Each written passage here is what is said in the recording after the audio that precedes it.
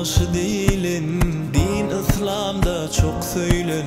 Gelli dostlar Ramazan, Allah secde ettiğimi, nefsi serhet çektiğimi, şükür eylep yettiğimi. Gelli dostlar Ramazan, iner arştan pelekler, salam üçün melekler, iman nuru yürekler.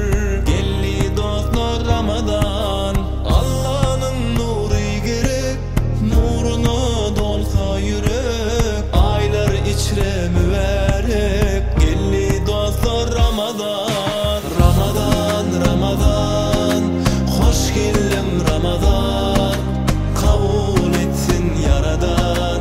Gelli dostlar Ramazan, Ramazan, Ramazan, hoş geldin Ramazan, kabul etsin yaradan.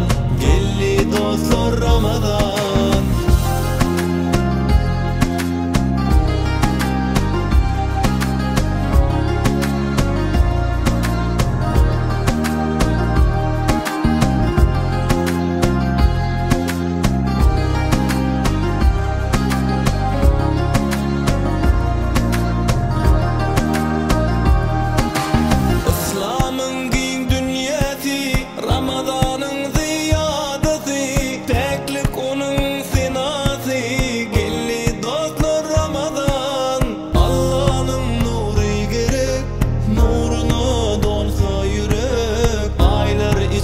Mübarek